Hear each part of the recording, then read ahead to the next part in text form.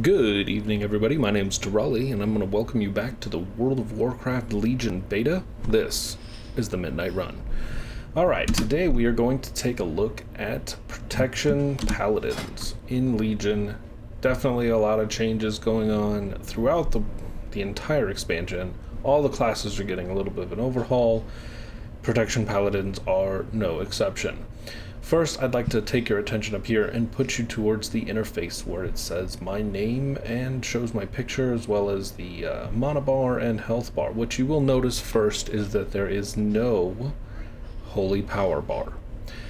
The Protection Paladins no longer generate holy power, nor do they use holy power in any way. None of the talents have it. It's gone forever from Protection Paladins. I think this is actually a pretty good change in the sense that it kind of made abilities a little bit less understandable, because you didn't know whether you were generating holy power or using holy power, or what that did for you on a micro level. And if you played long enough, and I've tanked a lot as a Protection Paladin, and I learned that, I needed to stack up my Shield of Righteousness a bunch before I used my self-heal, and both of those abilities consumed holy power, and it was a big pain in the butt to try and manage that. And it did eventually get to be second nature, but it took a while. There's also another glaring change if we move down to the abilities here in the protection tree. There is now no longer Crusader Strike. Crusader Strike does not exist anymore. And the same thing that goes with Word of Glory. It's not in this spec anymore. I don't think it's in any of the other specs. It might be in Holy Spec, but I haven't really looked at it yet. We could check right here and see if Word of Glory is in here. Holy Light, no, looks like everything's been replaced by the Light of Dawn, or the Light of the Protector in this case. Now the Light of the Protector is an instant cast spell. It calls down light and heals you for 25% of my missing health, which is huge. And while I'm standing in my consecration, it's increased by 20%. Now, I doubt that means that it's, going to heal me for 45% of my missing health. Most likely that means that if I'm missing 100,000 health, it's going to heal me for 25,000 plus plus another 20% of 25,000, which means it's going to heal me for 30,000. Still really good, still really powerful, and at a 14.7 second cooldown on a tank that doesn't take much damage to begin with, that's going to be huge. It's going to be hitting it every time, maximum survivability, going to be great. Of course, returning is Avenger Shield. It's kind of the staple of a Paladin. I don't think they'll ever remove it. It still hits a bunch of targets, still does a bunch of damage, still interrupts everybody. It's exactly what it was before. Now, replacing Crusader Strike as the main damaging ability is Hammer of the Righteousness. Now, currently, it'll damage one target, damages the current target for a certain amount of damage. Now, if you're standing in your consecration, which is going to become a theme with this Protection Paladin in Legion, you got your consecration out, guess what? Now, your Hammer of Righteousness, it turns into a wave that hits all the other targets within 8 yards of me. So it's exactly like Hammer of Righteousness was previously. Except now I only have one button that turns on or off whether I have Consecration on the ground or not. Makes it a little bit easier. It's a little bit of ability pruning that doesn't just remove an ability because it's too, because I just have too many buttons. It's, let's take an ability... Let's take two abilities and make them one ability that is now modified by the presence of another buff or debuff, whichever way you want to call it. Because Consecration used to be just a debuff for your enemies. It did damage to them. You could glyph it to make them move slower if they were in it, that sort of thing. But now it's actually going to be a buff to you, and also it's going to turn on your AoE damage. So it's really going to be helpful to have that and to learn that. It's going to take a little bit of time to learn how that works together with the way it works now, but that's okay. That's perfectly fine. Now, we're going to go down to Shield of Righteousness, which now has 3 charges instead of just the one, and it, of course, like I said before, it doesn't require holy power. It also doesn't require any resource whatsoever other than it has its charges that you have to manage. So it slams the target with my shield, causing 21,000 damage and reducing the damage you take by 42% for 4.5 seconds. So if you time this out, it's got 3 charges. I hit it once, I wait until it's about to run out, I hit it again, I wait until it's about to run out, and I hit it again. The difference is only going to be about 2.2 seconds in which I'm not taking reduced damage. Now, like a lot of people, I do mash buttons sometimes just to make sure I'm getting my rotation in and hitting the buttons in the right spot. So learning how to time this correctly to get the maximum amount of uptime is going to be vastly important to reducing the damage you take and to easing the strain on healers healing you. Because if I only have 2.2 seconds where I'm taking full damage, then I mean, come on, I'm gonna be all set. Now, I'm hoping that my math works out right with that, because it's a recharge, and it's a little bit harder to wrap my head around as far as that goes. So, for instance, if I use the first one and then I wait the maximum amount of time, 4.5 seconds for each. Now, I've waited 4.5 seconds, and then I've waited, I've hit it again, that's charge 2, and I've waited another, that's 9 seconds before I hit charge 3. And when I hit charge 3, I'll have the cooldown for the next recharge will then be at 6.7 seconds. And I'll only have 4.5 seconds of reduced damage. So that 4.5 seconds will run out. I'll have 2.2 seconds of taking full damage before that first charge will come back up. So it should be working out exactly how I'm thinking. I'm probably just overthinking it a little bit. Now, here's what's even better. While I'm standing in my consecration, the effects are increased by 20%. So now, not only it's taken into account, like, it's kind of the perfect balance. When I'm fighting one enemy, I'm getting this amount of reduced damage. When I'm fighting multiple enemies and I have the consecration down, I'm going to be able to, take even less damage from more sources, which is really going to be helpful. So I really am starting to like the synergy between these abilities so far in the tanking tree. It's really making a lot of sense. And I have noticed this with other Legion tanks and other classes. So it should be pretty good either way. So now let's see, what else do we got in here?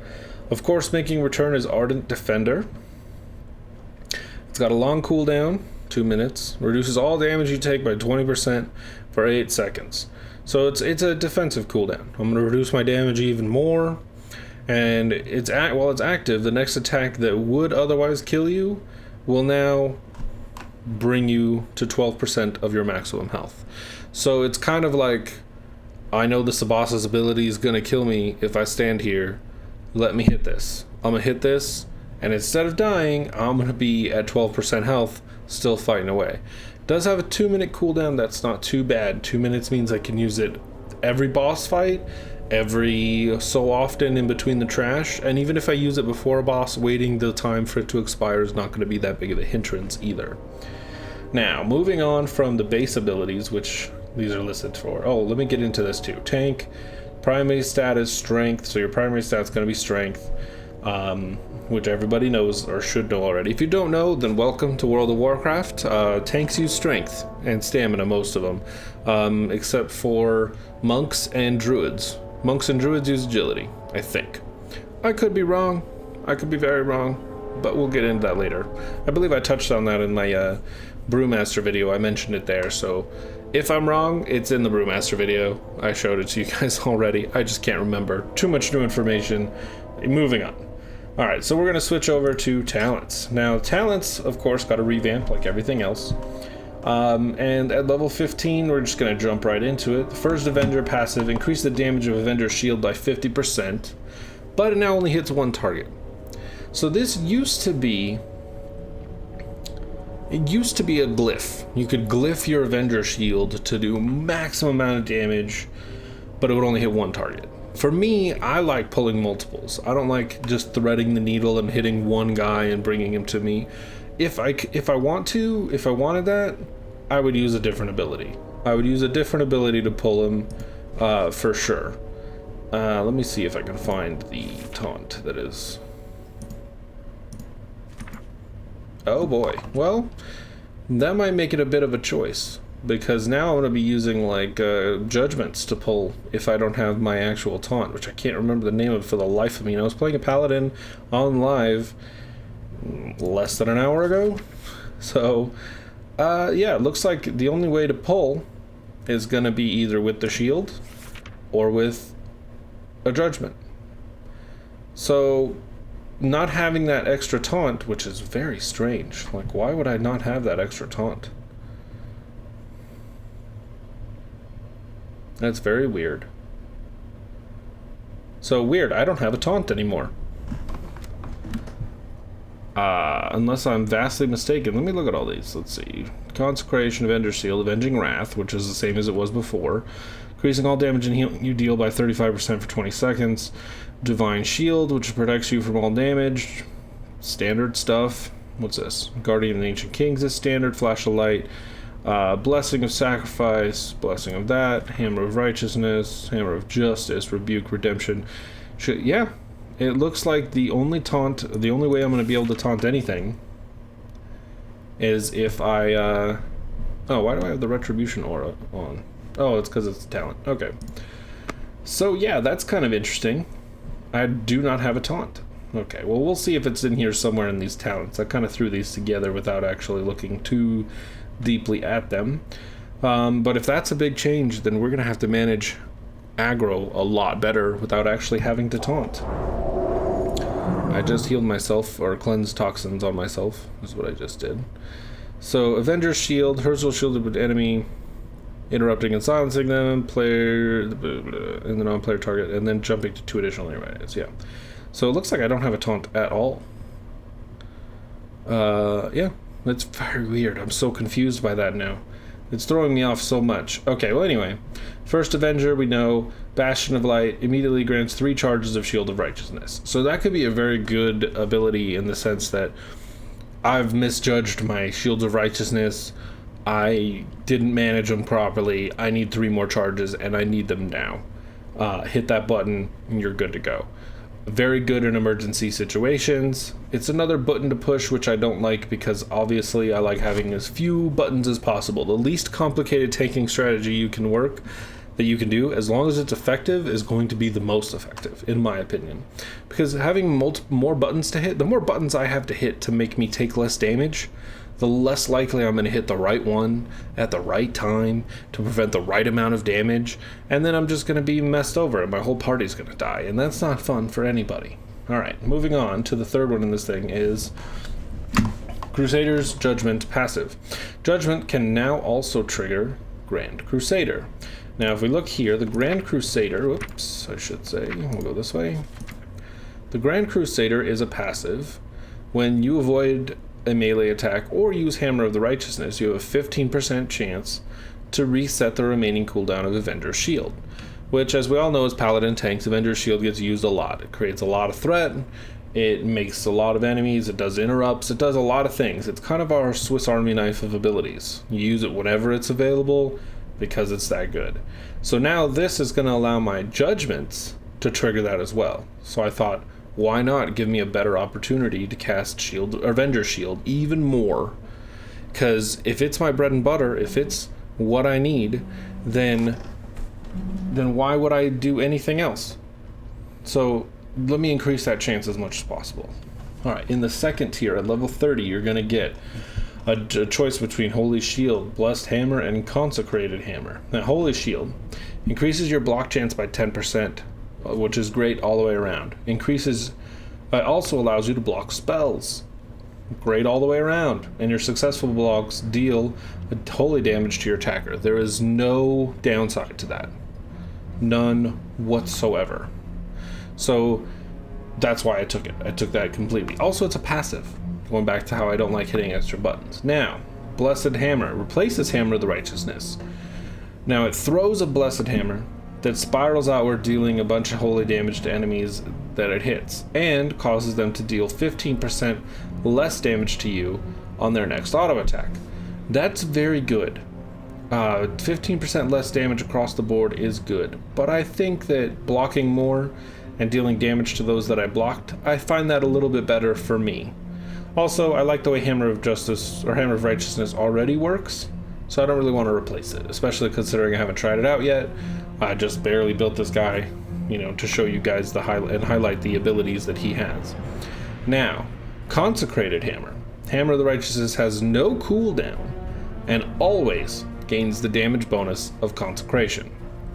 Now, keep in mind that it does Consecration does more damage, or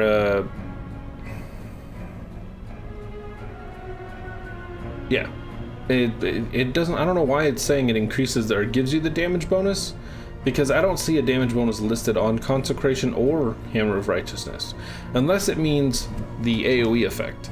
If it means the AoE effect, that's going to be pretty cool, because then I don't have to worry about having Consecration down. But if I'm tanking anyway, probably going to have Consecration down. So I didn't take it in that sense because I was a little unsure about the wording, and I didn't want to change how I wanted to play the Paladin just yet. Okay, at level 45 we have what looks to be a little bit of crowd control stuff. So Fist of Justice. My judgment now reduces the cooldown of Hammer of Justice by 10 seconds. I forget that. That's not even a crowd control ability whatsoever. It's just a Fist of Justice. So it makes my judgments reduce the cooldown of Hammer of Justice by 10 seconds. Now, Hammer of Justice down here is a stun. So it is related to crowd control. It's hopefully going to reduce it's going to significantly increase how many times I use Hammer of Justice. Instead of it being a 1 minute cooldown, most likely I'm going to end up using Judgment as much as possible, and for every Judgment I reduce it by 10 seconds, I'm going to be casting, if I need to, Hammer of Justice once every 15 to 20 seconds, which is crazy good. Repentance. Repentance. Forces enemy target to meditate, incapacitating the target, and dealing up to a maximum of 25% of the target's health in damage over 1 minute. Usable against demons, dragonkin, giants, humanoids, and undead. This is basically CC. It forces them to meditate, and they take damage over a minute. It's got a 15-second cooldown. It does have a cast time, so it's going to be like a pre-fight sort of thing. You definitely want to use it during the fight unless you absolutely have to. So I think that's going to be definitely especially now that it does damage. It'll do 25% of their damage over the time while they sit there and contemplate whatever they're doing. So that's going to be good. I find that I was looking at the Survival Hunter, and one of their traps has that same kind of ability. It traps them, but it also does damage to them at the same time without breaking the trap for a minute. So I'm finding that they're trying to make the CC abilities a little bit more attractive and have a little bit more utility. Instead of just holding the guy there, they're going to hold him there and do damage, or they're going to send him away or something like that, which is good. I find that having abilities that do multiple things makes it more fun, makes it a lot more flavorful, and it's a choice too. I can choose to make it do that. I don't, actually it's Repentant, so it's not an ability that I'm modifying, it's a brand new ability. I didn't take it because, once again, I don't want to have another button to hit, and I don't really find myself using crowd control all that much in Warlords of Draenor. I'm not sure if they're going to change that for Legion. I haven't seen anything yet that says otherwise, but I also haven't done many dungeons either. I haven't really watched that many dungeons being done either. So we'll see. Maybe my mind will be changed by how much CC is relied upon or not relied upon. In the third slot on the far right, we have Blinding Light. Emits a dazzling light in all directions, blinding enemies within 10 yards, dealing a bunch of damage, and they get to wander disoriented for 6 seconds. Non-holy damage will break the disorient effect. Now, this is kind of a good way to re-establish aggro. Like, I've lost control of the room, somebody pulled an extra group, I can hit this and have 6 seconds to kind of like let my cooldown settle down, re-grab the aggro, prevent the healers from getting totally decimated. Does have a 1.5 minute cooldown, so it's still semi-emergency, and because of its utility as like a semi-CC for 6 seconds, CC being crowd control, of course. I don't think it's going to be that useful. I don't find myself needing to hit this button. So I didn't even take it. I took the other one instead because of that, for that specific reason. Now, if I find that for whatever reason I can't hold aggro, or for whatever reason another class keeps pulling aggro or extra groups while I'm tanking, then I might switch to this because I think it might be more useful at that point. Especially because it's AoE. Now, at level 60, and keep in mind, at level 45, that might be the far better option. Because at level 45, a lot of people don't know how to, prevent themselves from pulling aggro off tanks. So that might be at level 45, that might be the easy pick to pick. But at high level, I don't think so. Because most people actually kind of know what they're doing, you hope, when you go into dungeons with them. So, moving on to level 60, we have Blessing of Spell Warding, sorry. It replaces the Blessing of Protection. Now, the Blessing of Protection is down here. Now, these used to be called Hand of Protection, I believe. So instead of it being Hand of Protection, it's Blessing of Protection. It places a blessing on a party or raid member, protecting them from the physical damage. Physical attacks for 10 seconds, cannot be used on a target with forbearance, which is normal. It's got a 5-minute cooldown, so it's hefty. Now this is going to replace that. It's going to change it to a 3-minute cooldown, which makes it a little bit more useful. Now place a blessing on a party or raid member, protecting them from all magical attacks for 10 seconds. And it cannot be used with something that has forbearance. So it's going to switch from physical to magical, and it's going to switch from 4-minute cooldown to 3-minute cooldown. Now, it's been my experience that magical damage is come and go. Like, you don't always get magical damage, and it's not very consistent, because a lot of times magical damage is usually something like, there's fire on the ground, and you shouldn't stand in that, or there's an AoE attack, and you should know to not be there. And as a tank, I'm not really going to have too much time to focus on one guy to make sure that he doesn't get hit by a magical attack. I don't even find Blessing of Protection all that useful unless I cast that on myself. And so I'm not going to switch that ability. For me, it doesn't make any sense.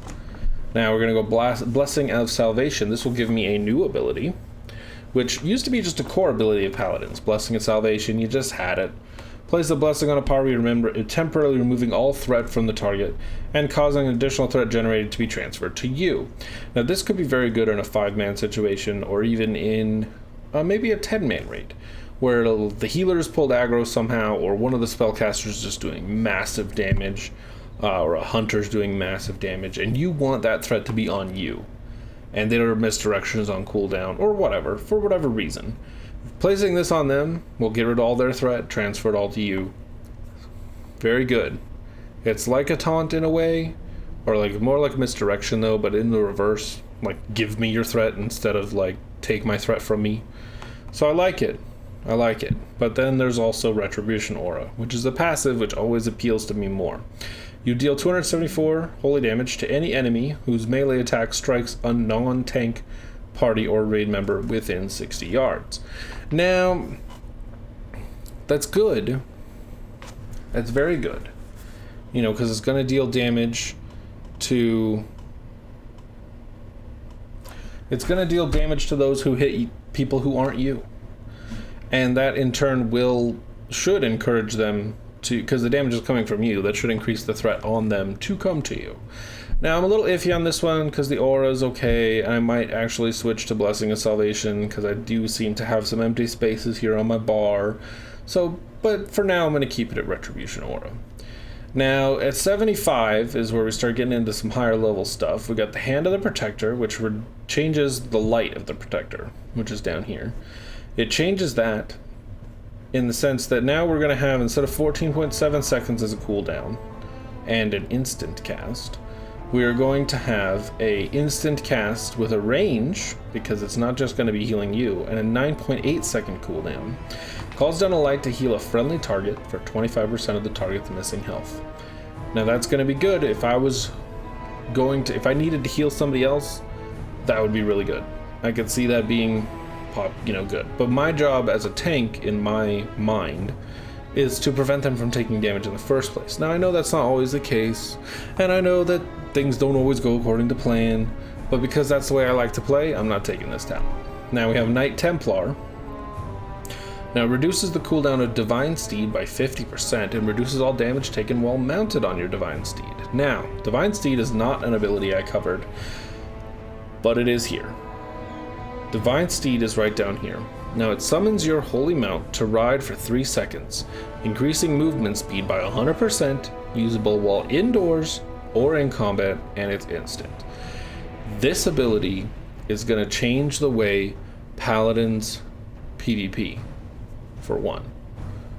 For two, it's going to create a system in which I'm surrounded, I'm CC'd, I'm whatever, I'm going to hit this button and create some space between me and the enemy. Or I'm going to hit this ability and I'm going to move out of this AoE. I'm going to avoid this attack. I'm going to get off this platform that's crumbling, because that stuff is coming in Legion. I saw a raid that somebody was testing yesterday. I don't remember the name of it, but the platform that they were on kept getting smashed and they had to move off of that smash. So that's going to change the way that works for the better. The Knight Templar is going to reduce the cooldown of it by 50%, so it's going to make it about 22.5 second cooldown, and it's going to reduce all the damage you take while mounted by 20% as well. So it's a great mobility tanking sort of ability. I didn't take it because right now, leveling from 100 to 110, not going to need it so much. Dungeons, probably not going to need it so much. For raiding, probably will end up taking it. Final Stand. Passive. When you use Divine Shield, you also taunt all targets within 15 yards for 8 seconds. There is our taunt. So Divine Shield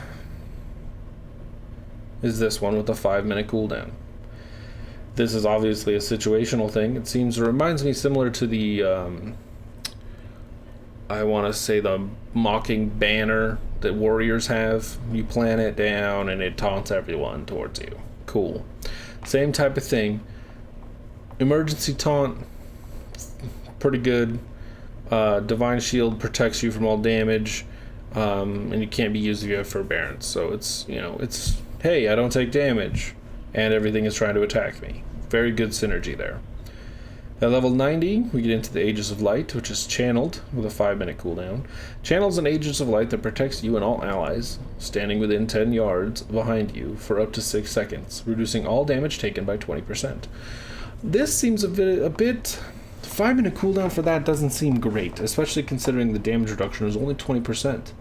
I mean, granted, I do heal all allies standing within 10 yards of me. So in like a 40-man raid, if that, or even like a huge battleground, or just anybody in my party, it says allies, it doesn't say party members or raid members. So if I have a huge raid going on, that could be significant. It could be a significant amount of damage. But the smaller the group gets, the less that's going to matter. And in a 5-man dungeon, you're probably only going to have 2, maybe 3 other people on a regular basis standing near enough you to get this damage bonus, or damage reduction bonus.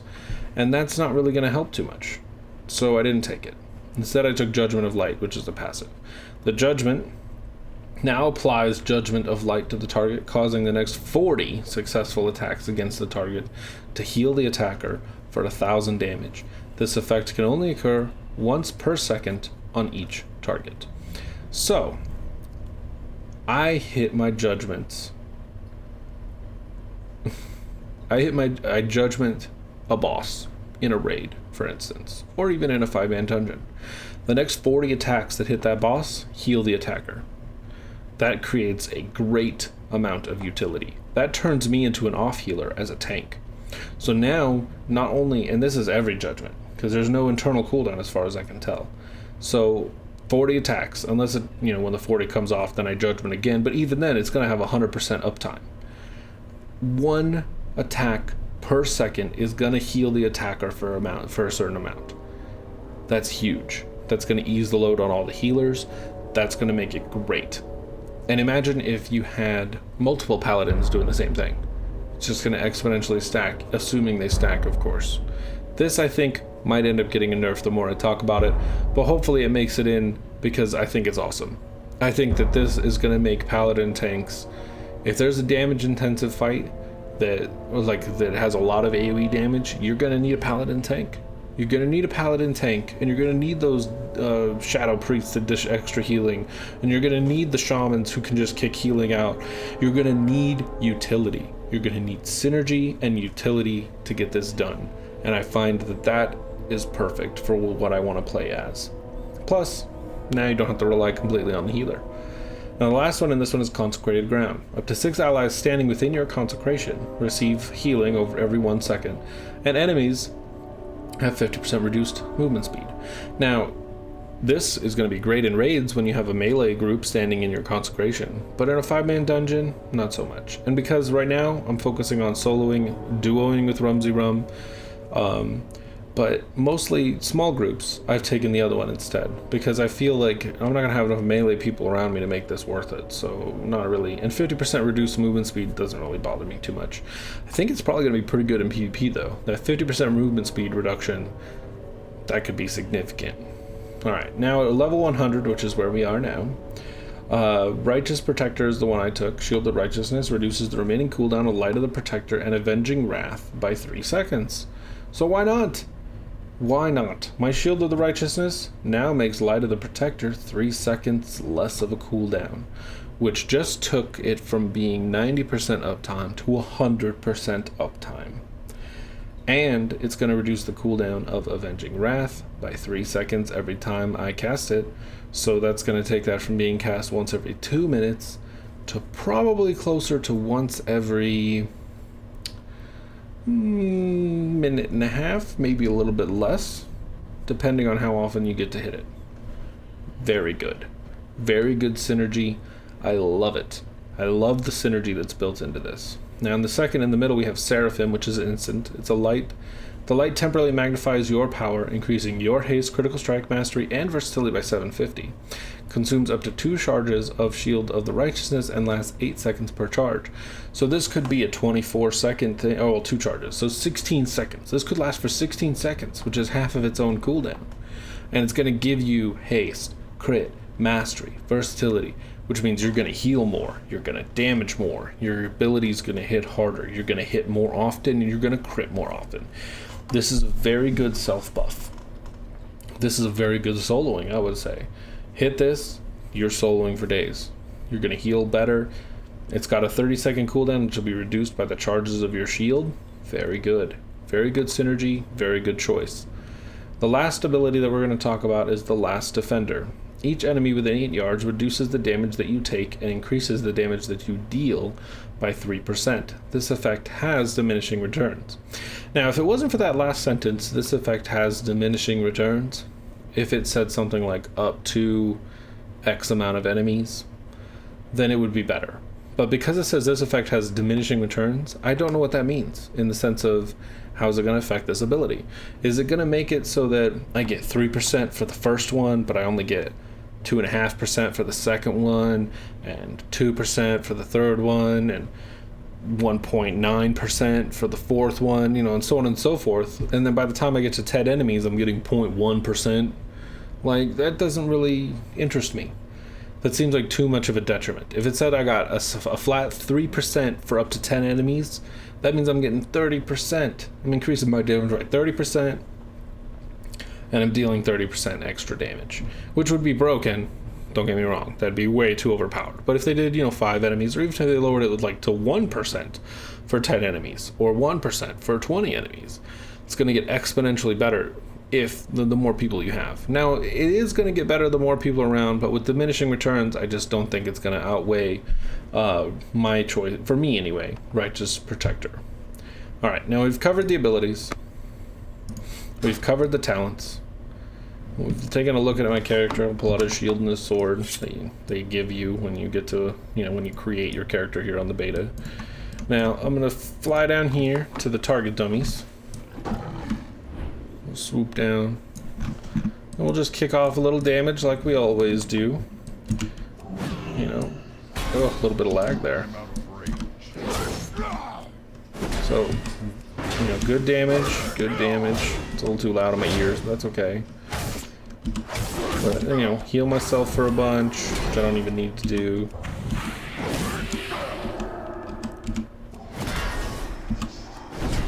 The cooldown on Judgment is 5.9 seconds, but this, you know, Hammer of the Righteous is just kind of ridiculous. Consecration, look at that. Now I'm doing multiples everywhere.